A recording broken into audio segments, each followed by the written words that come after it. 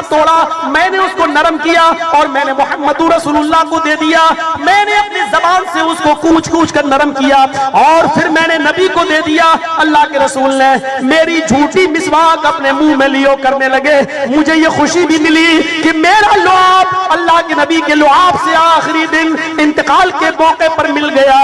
اس کے بعد پانی کا بھرا ہوا کٹورا پیالہ تھا، کہنے لگے اشارے سے یہ میرے پاس لاؤ، مسواک گر گئی اور آپ پانی کے برتن میں اپنے ہاتھ کو ڈالنے لگے، پانی کے برتن میں ہاتھ کو ڈالتے اپنے چہرے پہ ملتے جاتے اور کہتے جا رہے تھے لا الہ الا اللہ ان الموت لسکرات، موت کے لیے بڑی بے چینیاں ہیں، موت کے لیے بڑی پریشانیاں ہیں، بڑی بے چینیاں ہیں، اللہ کے علاوہ کوئی معبود نہیں، موت کے لیے بڑی دقتیں اور موت کے لیے بڑی بے چینیاں ہیں۔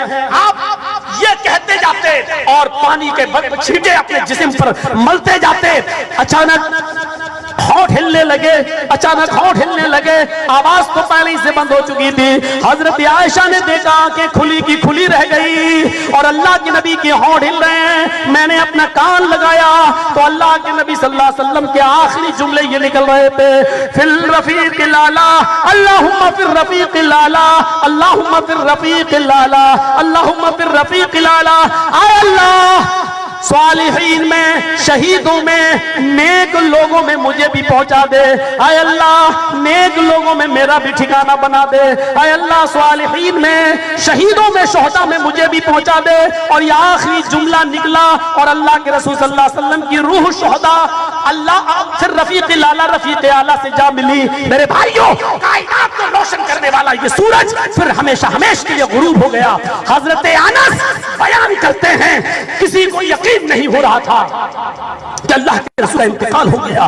حضرت عمر نے تلوار نکال لی، اگر کسی نے کہہ دیا کہ نبی کا انتقال ہو گیا تو گردن اڑا دوں گا۔ جیسے موسیٰ اللہ سے ملنے گئے پھر واپس آئے، ویسے ہی اللہ کے رسول بھی ملنے گئے ہیں اور واپس آئیں گے۔ اس وقت حضرت ابو بکر نے تلوار چھینی اور منبر پر کھڑے ہوئے اور فرمایا لوگو ما کان منکم یعبد محمدن فإن محمدن قد مات، تم لوگوں میں سے جو محمد کی عبادت کرتا تھا، جو محمد کو پوچھتا تھا، جو محمد کو خدا سمجھتا تھا، وہ سن لے فإن محمدن قد مات، محمد انتقال کر چکے ہیں۔ اہل حدیثوں، ڈرنے کی ضرورت نہیں ہے، وفات کر گئے، وصال کر گئے، جو لفظ استعمال ہوا بولو۔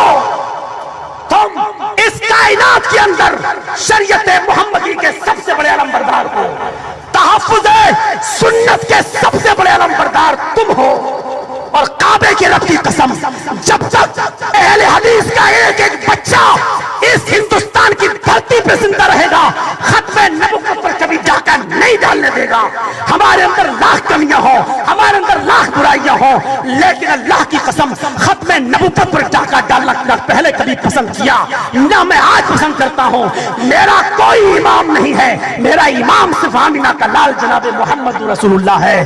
تمہارے 50 امام ہیں، ان کی بات آمینہ کے لال سے ملے گی تو مانوں گا، نہیں ملے گی تو ریجیکٹ کر دوں گا۔ چاہے جو ہو، اس کائنات کے اندر تحفظ حدیث کے، تحفظ ختم نبوت کے سب سے بڑے علمبردار کوئی ہیں تو اہل حدیث ہیں، صرف اہل حدیث ہیں۔ سلفیوں کو چاہے کتنا آتنکوادی کہو، چاہے کتنا دہشت گرد کہو، تمہارے کہنے سے دہشت گرد ہم ہو نہیں جائیں گے، تمہارے کہنے سے ہم آتنکوادی ہو نہیں جائیں گے۔ یہ تمہارے سینوں کی کدورت تھی جو اللہ تعالیٰ نے پارلیمنٹ میں تمہاری زبان سے نکلوا دیا۔ ابھی جو چھپی ہوئی چیزیں ہیں وہ اور بھی جلدی نکلیں گی۔ میرے بھائیوں، اگر دہشت گردی کا چہرہ دیکھنا ہے تو ان کا دیکھو جو ابو بکر البغدادی کو لیٹر لکھتے ہیں۔ اگر دہشت گردی کا چہرہ دکھانا ہے تو ان کا دکھاؤ جو ابو بکر البغدادی کو امیر المومنین مانتے ہیں۔ میرا اشارہ کہاں ہے وہ آپ سمجھ گئے ہوں گے۔ میرے بھائیوں، مجھے نام لینا کوئی ضروری نہیں ہے اور یہ دو کوڑیوں کے لوگوں کے میں نام لے کر لاکھوں اور کروڑوں کی تقریر کو میں برباد نہیں کرنا چاہتا۔ میرے پیارے ساتھیوں، اہل حدیث اور سلفی منہج نام ہے کتاب و سنت کے تحفظ کا، اہل حدیث نام ہے رب کے قرآن اور مصطفیٰ کے فرمان کو ماننے کا، اہل حدیث نام ہے ہماری دو آنکھیں ہیں، ایک رب کے قرآن کو دیکھتی ہے، دوسرے مصطفیٰ کے فرمان کو دیکھتی ہے۔ ہمارے دو ہاتھ ہیں، ایک تو رب سے رفتہ قرآن پکڑا جاتا ہے، دوسرے میں آمینہ کے لال کی حدیث ہوتی ہے۔ ہمارے دو پیر ہیں، ایک رب کے محمد کے فرمان کی طرف بڑھتا ہے۔ ہمارے دو کان ہیں، ایک سے رب کا قرآن سنتا ہوں، دوسرے سے آمینہ کے لال کا فرمان۔ ہمارے پاس تیسری چیز نہیں ہے، تیسری چیز جس کے پاس ہو وہ لے لے۔ ہمارے پاس دو چیزیں ہیں اور ان دونوں چیزوں کو ہم کبھی لٹنے نہیں دیں گے، کبھی برباد نہیں ہونے دیں گے۔ اچھا ہوا جلدی سے معافی تلافی کر لی، ورنہ یہ معاملہ اتنا بڑھتا کہ مولوی جرجس کو بھی 2.5 گھنٹے صرف اسی پر تقریر کرنا پڑا۔ میرے پیارے ساتھیوں، اللہ کے رسول اس دنیا سے چل بسے۔ حضرت ابو بکر نے کہا سن لو، جو محمد کی عبادت کرتا تھا وہ سن لے، فَإِنَّ مُحَمَّدًا قَدْ مَاتَ، محمد انتقال کر چکے۔ اور جو تم میں سے اللہ کی عبادت کرتا تھا، مَنْ كَانَ مِنْكُمْ يَعْبُدُ اللَّهَ، جو تم میں سے اللہ کی عبادت کرتا تھا وہ سن لے، فَإِنَّ اللَّهَ حَيٌّ لَا يَمُوتُ، اللہ زندہ ہے کبھی مرے گا نہیں۔ اور پھر کہا عمر ہوش میں آؤ، کیا تمہیں معلوم نہیں قرآن میں یہ آیت نازل ہوئی وَمَا مُحَمَّدٌ إِلَّا رَسُولٌ قَدْ خَلَتْ مِن قَبْلِهِ الرُّسُلُ، اے محمد تم تو ایک رسول ہو، تم سے پہلے بھی بہت سے رسول گزر چکے ہیں۔ أَفَإِن مَاتَ، اگر یہ مر جائیں، أَوْ قُتِلَ، یا قتل کر دیے جائیں، تو کیا تم اپنے پیروں کے بل پلٹ جاؤ گے؟ وَمَن يَنقَلِبُ عَلَىٰ عَقِبَيْهِ، اور جو اپنے پیروں کے بل پلٹ جائے گا وہ اللہ کا کچھ نہیں بگاڑ سکتا۔ یعنی محمد جو موت لکھی تھی وہ آ چکی ہے، اللہ اپنے نبی پر 2 موتیں نازل نہیں کرے گا، جو موت آنا تھی وہ آ چکی ہے۔ حضرت عمر کہتے ہیں مجھے اس دن ایسا محسوس ہوا جیسے قرآن کی آیت آج ہی اتری ہو، اور اپنے موقف کو بدل لیتے ہیں۔ اہل حدیث اسی کو کہتے ہیں، صحیح حدیث آ جانے کے بعد وہ رجوع کر لے اور حدیث پر عمل کرے۔ کوئی بھی اہل حدیث ہو سکتا ہے، اپنے غلط مسئلے کو چھوڑ کر کتاب و سنت پر عمل والا بن جائے، وہ اہل حدیث ہے۔ اہل حدیث کوئی مولوی جرجس کے بعد کی جاگیر نہیں ہے کہ صرف مولوی جرجس ہے، جو بھی کتاب و سنت پر عامل ہے اور صحیح حدیث آ جانے کے بعد غلط کو چھوڑ دے وہ اہل حدیث ہے، اس میں کوئی بھی شامل ہو سکتا ہے۔ آؤ یہ انٹری صاف ہے، آؤ رب کے قرآن کی طرف، محمد رسول اللہ کے فرمان کی طرف۔ میرے بھائیوں، پھر تقریباً 32 گھنٹے تک رات دن اللہ کے رسول کو دفنایا نہیں گیا۔ پہلے غسل دیا گیا، آپ کو کپڑے پہنائے ہوئے غسل دیا گیا، پھر اختلافات اٹھے، میں اس طرف نہیں جانا چاہتا، پھر ان کو دفن کیا گیا۔ اللہ کے رسول کو جب دفن کر دیا گیا اور مٹی کے اندر، آپ قبر کے اندر حجرہ عائشہ میں جب دفن کر دیے گئے، تو دوسرے دن ابو بکر صدیق اپنی بیٹی کے پاس ملنے کے لیے جاتے ہیں، اور ان کی بیٹی اپنے شوہر کی قبر کی طرف دیکھ رہی تھی، وہی حجرہ تھا، دیکھ رہی تھی، اپنے ابو کی قبر کو دیکھ رہی تھی۔ ابو بکر آئے، اپنی بیٹی کو سینے سے لگایا، وہ رونے لگی، سینے سے چپک گئی اور کہنے لگی ابو، اللہ کے رسول نے میرے سینے اور لبے کے درمیان آخری سانس لی، میرا تھوک اللہ کے نبی کے تھوک سے مل گیا، میری باری کے دن آپ کا انتقال ہوا، میں کتنی خوش نصیب ہوں۔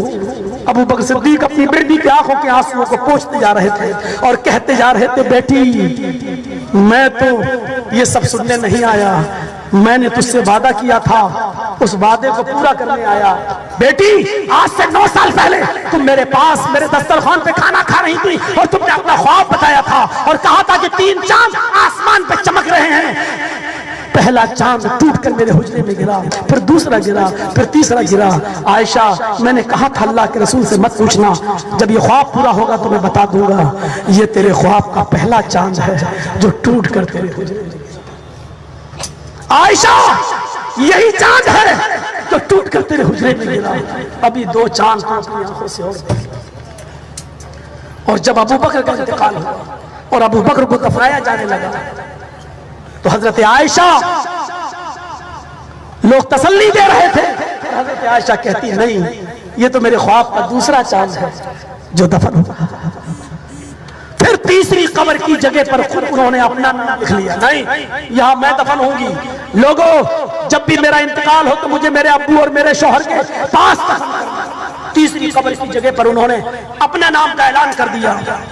لیکن 10 سال خلافت کرنے کے بعد جب حضرت عمر اس دنیا سے رخصت ہوئے اور جب ابو لولو نے، فیروز نے ان کو خنجر مارا اور زخمی ہو گئے، اور جب ان کو لگا کہ اب میں بچوں گا نہیں تو انہوں نے ایک قاصد کو بھیجا اور لیٹر لکھ کر اور حضرت عائشہ سے اس تیسری قبر کی جو جگہ تھی حجرے میں اس جگہ پر اپنے آپ کو دفن ہونے کی اجازت مانگی. تو حضرت عائشہ صدیقہ رونے لگی اور کہنے لگی عمر یہ تم نے مجھ سے کیا مانگ لیا؟ عمر میرے نبی میرے ساتھ پوری زندگی تو نہیں رہ سکے, یہی خواب لے کر میں جی رہی تھی کہ کم سے کم انتقال ہوگا تو اپنے شوہر کے بغل میں دفن ہو جاؤں گی, اور تم نے مجھ سے یہ مانگ لیا. اور اس چوکھٹ پر کبھی کسی کو خالی ہاتھ نہیں لوٹایا گیا. آئے عمر کے قاصد جا اور عمر سے کہہ دینا حضرت عائشہ نے اپنی اس زمین کے ٹکڑے کو تمہیں وقف کر دیا ہے, جب تمہارا انتقال ہوگا تو تمہیں دفن کر دیا جائے گا. جب ان کا انتقال ہوا تو انتقال سے پہلے پھر فرمایا لوگوں میری قبر کو حجرہ عائشہ کے باہر رکھ دینا, اور انتقال کے بعد حجرہ عائشہ کے پاس میری لاش کو میری باڈی کو رکھنے کے بعد ایک بار اور پوچھ لینا شاید حضرت عائشہ نے میری زندگی کے احترام میں کہہ دیا ہو, اور اگر اس وقت وہ اجازت دے دے تو دفن کر دینا, اور اجازت نہ دے تو بقی میں مجھے دفن کر دینا. لوگوں نے پھر پوچھا عائشہ حضرت عمر کی میت باہر رکھی ہوئی ہے اور ان کی وصیت کے مطابق آخری بار پھر پوچھا جا رہا ہے بتائیے آپ کی رائے کیا ہے؟ حضرت عائشہ نے فرمایا میں نے اجازت دے دی, ان کو دفن کر دو اسی قبر میں جو میرے لیے تھی. حضرت عمر کو دفن کر دیا گیا. حضرت عائشہ کہنے لگی اے عائشہ, خود کہہ رہی ہے عائشہ تیسرے چاند کو تو گرتے ہوئے تو نے دیکھا تھا, اگر تو وہ خود ہوتی تو تیسرے چاند کو دیکھتی کیسے؟ تو نے تو تیسرا چاند گرتے ہوئے دیکھا تھا, اس کا مطلب اس قبر میں عمر تھے, تیسرا چاند عمر تھے, تو خود وہ چاند کیسے بننے کی کوشش کر رہی تھی؟ وہ چاند تو نہیں ہو سکتی تھی. میرے بھائیوں یہ تیسرا چاند تھا جو حضرت عائشہ نے دیکھا. یہ نبی اکرم کی زندگی کے آخری وقت کے حالات تھے. حقیقت میں تو یہ تقریب 2.5-3 گھنٹے میں پوری ہوتی ہے, کیونکہ اس کو کتنا لمبا میں اس کو کھینچوں اور کتنا شارٹ کروں, اس کو کرتے کرتے بھی میں 10:30 بجا دیا. پرشاسن والوں نے ساتھ دیا, بہت ساتھ دیا. میں ان کا بہت بہت مشکور ممنون ہوں اور دھنیواد ان کو پیش کرتا ہوں کہ انہوں نے دین کے اور دھرم کے اس کام میں ہمارا ساتھ دیا. میں ایشور سے پرارتھنا کرتا ہوں کہ وہ تمہیں بھی اس کا پنیہ دے, اور پنیہ کا مطلب یہ ہے کہ تمہیں بھی سچی سمجھ دے, اور پنیہ کا مطلب یہ ہے کہ تمہیں بھی دھرم اور دین کو سمجھنے کی پریرنا دے, اور سارے دھرموں سے اور سارے مذہبوں سے پیار کرنے کی اور پریم کرنے کی پریرنا دے, اور اسلام کو سمجھنے کی پریرنا دے. اور آپ سے گزارش ہے کہ نبی اکرم کی زندگی کے آخری حالات کو سننے کے بعد آپ یہاں سے جا رہے ہیں تو اپنی زندگی کے اندر ایک انقلاب پیدا کیجئے. اللہ تعالیٰ سے دعا ہے کہ ہمیں محمد رسول اللہ کے بتائے ہوئے طریقے پر چلنے کی توفیق عطا فرمائے, اور جب ہمارا خاتمہ ہو تو ایمان پر فرمائے. پھر جلسے کے آداب کو آپ نے ملحوظ نہیں رکھا کل کی طرح. میں نے کہا جب تک دعائیہ کلمات نہ ہو جایا کریں اٹھا مت کرو. میرے بھائیوں بہت غلط بات ہے, یہ جلسے کے آداب کے خلاف ہے. بیٹھیے, کچھ اعلانات ہوں گے اور پھر دعا کے بعد جلسے کے اختتام کا اعلان ہوگا, اس کے بعد آپ جائیے. السلام علیکم.